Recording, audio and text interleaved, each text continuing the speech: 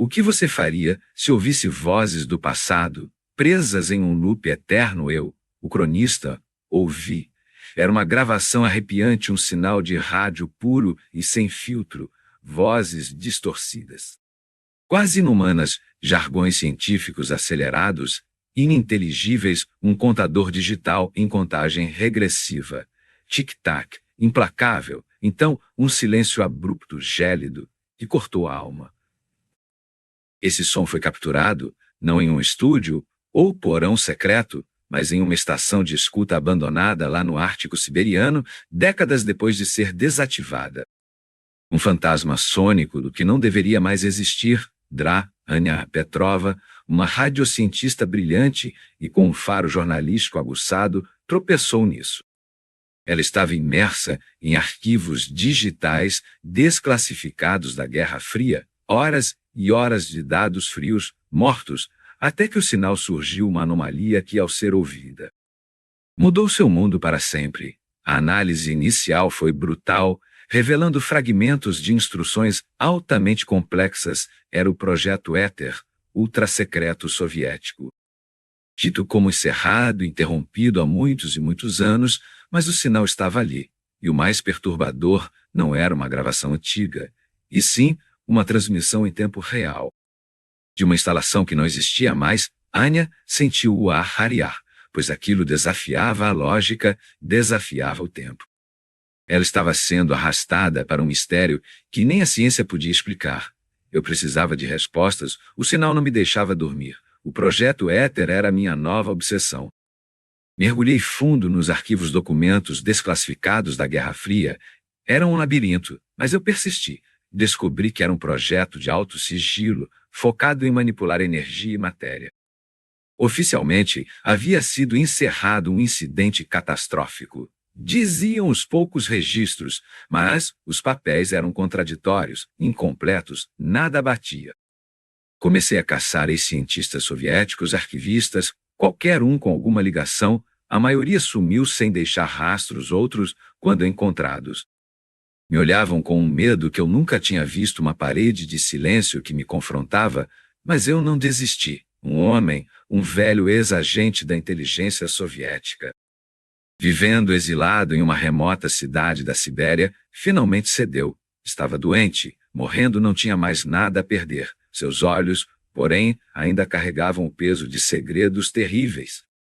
Ele me deu uma pista, um nome, Estação Zarya, uma instalação de pesquisa remota, apagada de todos os mapas, de todos os registros oficiais, uma base fantasma, perdida em alguma parte inóspita da vastidão russa, escondida entre montanhas e florestas densas. Ele disse que o projeto era grande demais para ser esquecido, pequeno demais para ser encontrado. Com o sinal de rádio ainda ecoando na minha cabeça, refinei a decodificação. Não eram só instruções técnicas, nem apenas números.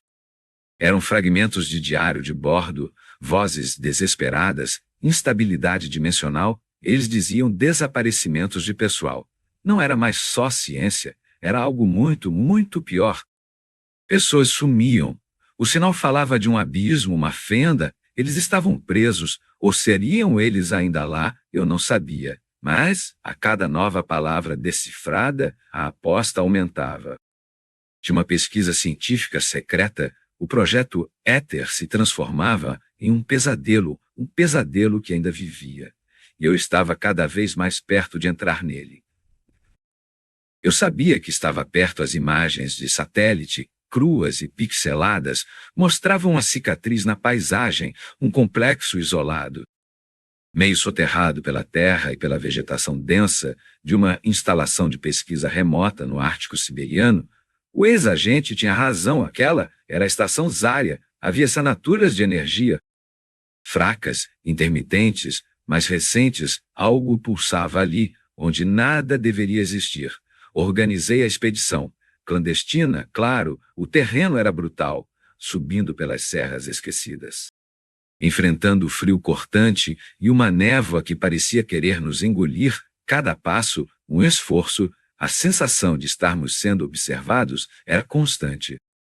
Um calafrio na espinha que não tinha nada a ver com a temperatura, Aquele lugar era um pesadelo silencioso. Chegamos. A estação era um monstro de concreto e metal corroído pelo tempo, mas estranhamente intacto em sua essência. As portas estavam arrombadas, dobradiças e enferrujadas, como se alguém tivesse saído às pressas, uma evacuação apressada, eu pensei. Mas havia algo mais lá dentro. O ar era pesado, mofado, mas as pistas estavam por toda a parte. Equipamentos reativados, painéis de controle que pareciam ter sido ligados há pouco tempo, um cheiro metálico, elétrico, que eu nunca tinha sentido antes, uma fonte de energia desconhecida. O centro de controle estava parcialmente restaurado. Alguém tinha estado ali, ou ainda estava, e então eu vi um gravador de áudio escondido sob uma pilha de escombros, seu LED vermelho piscando fracamente. Meu coração martelava, eu sabia o que aquilo significava. Limpei o aparelho, minhas mãos tremendo, apertei o play, o som preencheu o silêncio. Vozes pânico, terminologia científica acelerada, a mesma do sinal de rádio, depois um zumbido crescente, agudo, insuportável. Está cruzando o limiar. Alguém gritou, um aviso desesperado. Um grito final, dilacerante, que cortou o ar como uma lâmina, e então o silêncio abrupto, gélido, mas não era apenas o eco de uma tragédia, a última voz na gravação. Era a mesma que eu ouvi no sinal, distorcida, sim, mas inconfundível. Ela não vinha do passado, parecia vir de fora do tempo normal. O experimento não falhou, ele não foi interrompido. Ele teve sucesso de uma forma terrível e imprevista. Eu estava lá, com o gravador na mão, o eco daquele grito ainda na minha cabeça, a voz, a mesma do sinal que me trouxe até a desolada estação Zária, agora era clara, uma súplica vinda de algum lugar, ou de algum tempo. O ar na sala de controle era denso, pesado. Eu sabia que a resposta estava ali, nos computadores enferrujados, mas ainda pulsando com uma energia fantasma. Trabalhei por horas, dedos tremendo. Enquanto a equipe montava um perímetro, cada linha de código desvendada era um passo mais fundo no abismo, e finalmente a tela piscou. Os registros principais da estação Zária foram restaurados. A verdade era mais brutal do que qualquer teoria. O projeto Éter não falhou. Ele teve sucesso por um breve e terrível instante. Eles romperam a barreira dimensional. Aquele sinal que eu captei, que me arrastou da minha rotina até este fim de mundo, no Ártico Siberiano, não era uma reativação, era um eco. Um eco temporal, uma transmissão desesperada, em loop, de uma equipe de cientistas presos em uma dimensão de bolso criada pelo sucesso catastrófico do próprio experimento. Eles estavam transmitindo as instruções originais, não para continuar a pesquisa, mas para que alguém, em seu passado, o meu presente, pudesse entender. Pudesse impedir o evento que os aprisionou. A interrupção que todos registraram não foi um fracasso. Foi o momento exato em que eles foram irrevogavelmente perdidos, engolidos pela fenda. Meu coração batia forte. Eu podia sentir o peso daquele destino. Eu não podia salvá-los, o passado deles já era o meu presente, mas eu podia dar a eles algo, eu podia dar um fim.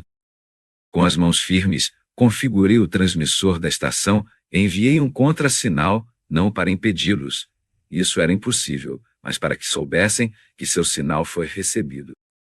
Que sua mensagem foi compreendida, que a Ania Petrova do futuro deles, ou do presente, estava ali na estação Zária, e que o sacrifício deles não foi em vão. Houve uma breve, quase imperceptível distorção no sinal de rádio que ainda ressoava, um silêncio momentâneo, como se uma voz distante tivesse finalmente encontrado a paz. Eu documentei tudo, cada dado, cada registro, cada identidade dos cientistas perdidos, a natureza da anomalia dimensional, as implicações éticas, a ambição científica descontrolada que os levou a um limbo temporal.